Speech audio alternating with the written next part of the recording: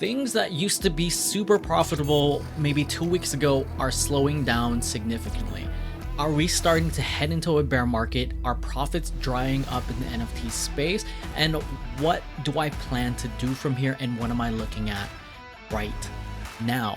Is it time to sell? Is it time to de-risk? What do I plan to do? And what have I been looking at that is actually pretty concerning and feels like we're at the local top. In today's video, I'm going to go over signs of the whole macro NFT space with multiple things pointing in a direction that has me pretty worried. With a lot of different projects, I'm starting to get wrecked on, and profits were not as easy as they were maybe 2-3 weeks a month ago. Things are starting to slow down significantly, and I'm going to cover all of that within this video so that you can get an idea of what is coming and what is actually happening within the NFT space right now. Before I jump into that, I'm not a financial advisor. None of this is meant to be financial or investment advice.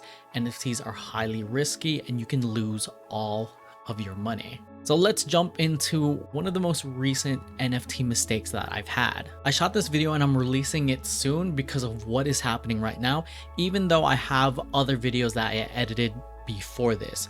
So if you're watching this, just make sure that when you look at some of the future videos, I'll edit in a description that this is in the past. I wanted to talk about what's happening right now, and that people are inside the market seems to feel a little overheated. Before this, things were pumping to astronomical levels and it felt like it was only up for a very long time. I've been in the altcoin, the crypto crash of May, where things just seem to keep going up and there was no end in sight. But that's what it felt like with NFTs a few weeks ago, even just a week ago. Now things seem to be cooling off, and there are a variety of different reasons why I think this is happening and why the NFT market is starting to bleed a little bit. One project, hype project, so a lot of socials, there was a lot of hype going into this drop, and if this released maybe 2 weeks ago, this would have done extremely well. And it has the mechanic of a Dutch auction. So Dutch auction starts at a high level and then gradually decreases till it gets to its bottom sellout level. Here, it started at an extreme price of 3 ETH, which does seem a little bit cash grabby, but we've seen projects sell out at high extreme prices. This is for Pixelmon. We saw that it was about to mint out, and then we jumped in extremely early. And by early, I mean around 3 ETH and around that range, because we thought it'd sell out like a lot of the previous projects. But it took some time to actually sell out and stayed within a range. So we've been taking massive loss on this project. And this project has been a reflection of what's been happening recently, where profits are starting to dry up and things are not as easy as they used to be. So when this happens, I flip fast, and I'm going to be more selective inside these projects because it feels like we were at a euphoric high. So not only this, but there are a bunch of other indicators that we can look at as well. You can see that we started at 3 ETH, and usually you'll see flippers try to get out early, and then price will start to recover and at least stay within, at least close to where the Dutch auction went. There's no whitelist available yet to be able to sell, so people are just selling at a massive loss right now. And you can see this just downward trend heading into 1 ETH, and people just keep undercutting and keep selling instead of holding. That represents a fear inside the market and people wanting to get out, not just for this project. It's a signal that this could be something related to other things, especially when you look across the board. This is still a bad chart. There's some people who are starting to sweep the floor Pixelmon, as you can see in these buys, but we already broke below 1 ETH. And when I started to record this video, we were at breaking below 2 ETH. Crazy to say, and I think this is indicative of the whole market as a whole.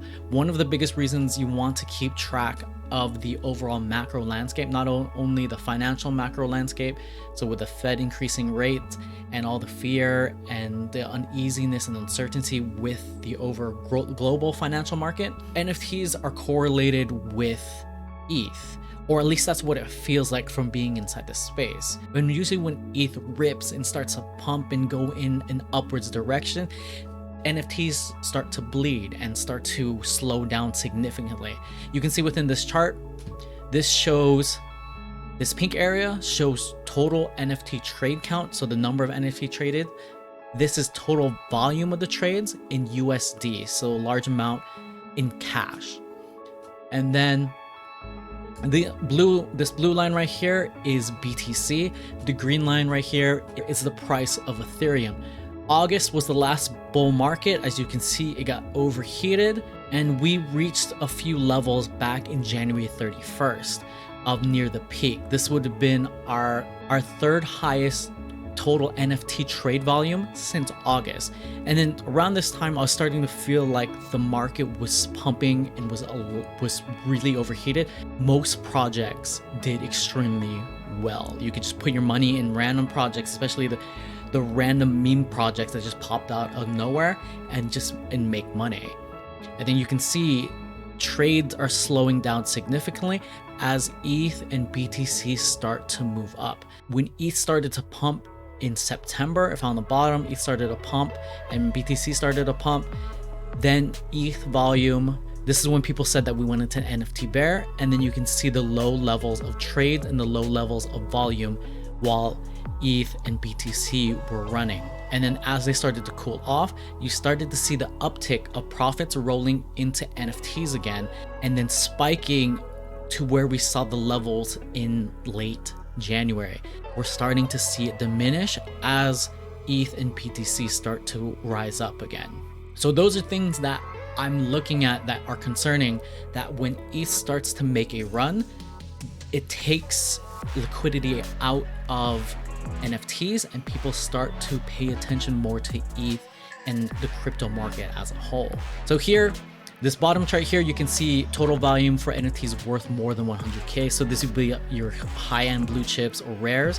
And you can see there's a significant drop off and the volume is still not as high as when we were in the last NFT bull market in August. Here's total volume for NFTs worth less than 1K. And you can see that we had a significant uptick in this pink shaded area and we're starting to come down. So these are all things that I just want to be concerned about. And then just double checking ETH active deposits and ETH active withdrawals onto exchanges to see if there's going to be more selling pressure. But at this point, it looks like more people are starting to buy ETH and ETH's price is going to run up. One of the things I'm going to look at too is I'm going to look at the technical analysis of ETH to see where it is. We're basically in an uptrend on a higher time frame, which is the daily. We have higher highs, higher lows, and we're starting to see an uptick in an uptrend right now. You can see that with the RSI, we're starting to build price momentum. That's basically all that this is telling me. But we also have the potential to maybe reject around 3,200, which lines up with this green exponential moving average and with these Fibonacci numbers. I don't know if that's going to be true, or we could potentially break that and then see maybe the next levels being around this area from 3,500 to 3,340, and then it hitting around that area and maybe rejecting at that point or trading within a range. If we trade within a range for Ethereum, that'll be great for NFTs because things will stabilize, things get boring, most people aren't traders, so they want to roll their profits into something that's gaining more speed. That's usually what happens inside these markets from what I've noticed from Bitcoin, Ethereum to altcoins to NFTs. So the NFT run looks like it's slowing down significantly, at least based on what I've been seeing, based on the projects that I've been holding and trading, and based on the time that things are taking to recover. Of course, this is not everything. There are some projects that are started that are holding pretty nicely, some projects that are still doing well, especially if they're hyped and they're hype mints. But as a whole, I'm gonna be a lot more conservative moving forward because I've been losing a significant amount of money approaching this like we're still in a raging bull market when things are dramatically slowing down, as we can see with these charts and with ETH running. One of the things that I also want to check is almost checking how Bitcoin does and how it affects the whole market. I just want to check how Bored Ape Yacht Club is doing to see how it's leading the market as a whole. This is Bored Ape Yacht Club's floor price, which was peaking. This was leading the end of January, and then we see a drop off with a spike again for today. So we'll see where this settles and see if this affects the market.